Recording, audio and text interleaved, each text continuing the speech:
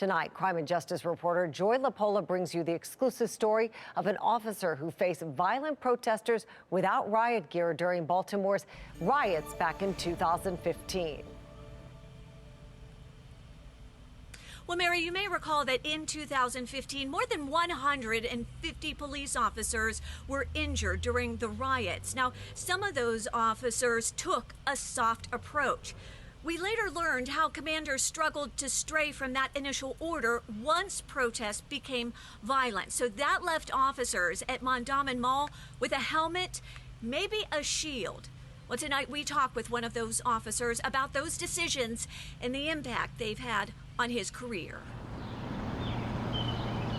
Bexley Collins was born an Ohio State Buckeye, a child who never shied away from a good conversation, conversations that are now harder to have as an adult. The words are right there, but I just can't grasp them. By the age of 5, Bexley's parents had moved from Ohio to Maryland for work. I had grown up on the border of the county and city. He grew up in Mount Washington, a community he'd grow up to one day serve proudly.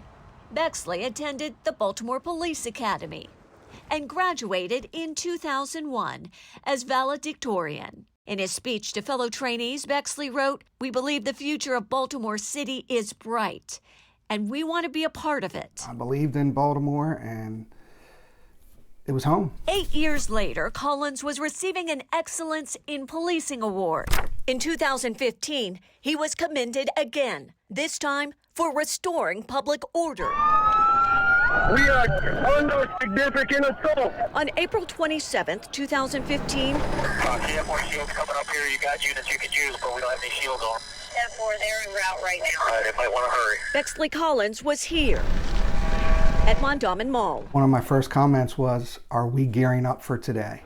Collins and his team were equipped with riot gear like this team, which was a rarity among these officers. But Collins says having that gear did not matter. We have it tagged and bagged, locked in a van on the parking lot the entire day.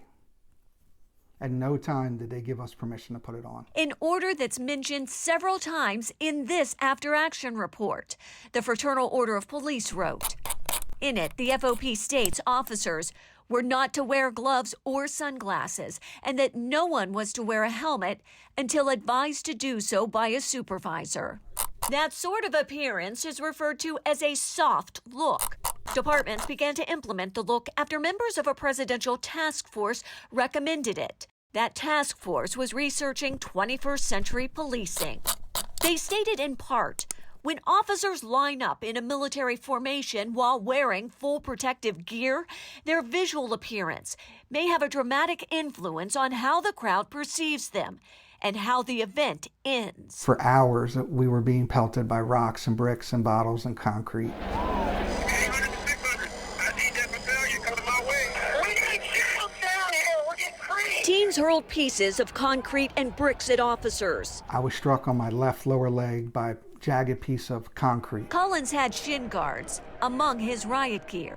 But remember, that equipment was still locked in a van. I thought for sure my leg was broken.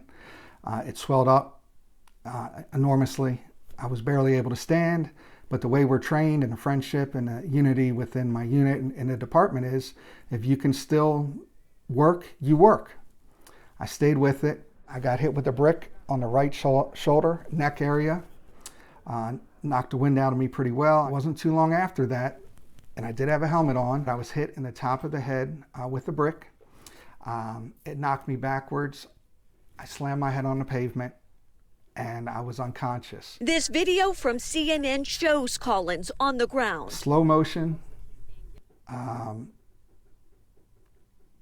Couldn't make out words, only noises. I saw somebody else in my unit that had this horrified look on his face. Collins lay in a makeshift area for injured officers. At that point, people were swirling around us, and there were several injured officers there. I was in and out of consciousness. I was spitting up blood. I was vomiting. I had my firearm on my side. It took at least 45 minutes for an armored vehicle to reach Collins and the other injured officers. They took several of us in the vehicle and drove us outside the zoo to where medics were stationed. And then they took us to, I went to shock trauma. They were concerned about my traumatic brain injury.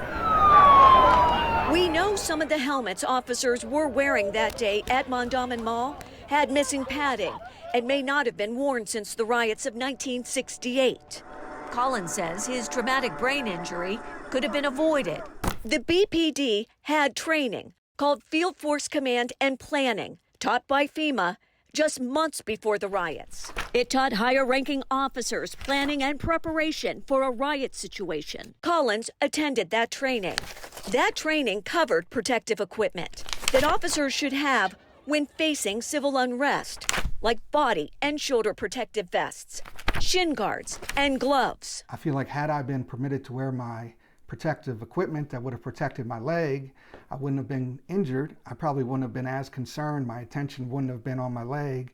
It would have been up. Among the protective equipment, FEMA lists helmets, stating, quote, they should be a top priority. The injuries Collins sustained that day forever changed him. I have neurological issues. I have cognitive issues. Comes to memory, comes to reading. It comes to attention span, basic math, finding my words, pronouncing my words. Simple tasks that most people take for granted are now a challenge for Collins. I have issues driving to a local gas station that I've been to hundreds of times. I know where I am, and I know how to get, I know where, I can picture home, but I can't figure out how to navigate the 2 miles to get there. The traumatic brain injury also stripped Collins of his police career and a comfortable retirement. I'm disappointed, I'm frustrated, and I'm real angry. Again, if this can happen to me, it can happen to other people. We now know that some of the helmets and shields initially assigned to officers were so outdated they actually cracked when they were struck with bricks that day at Mondawmin Mall.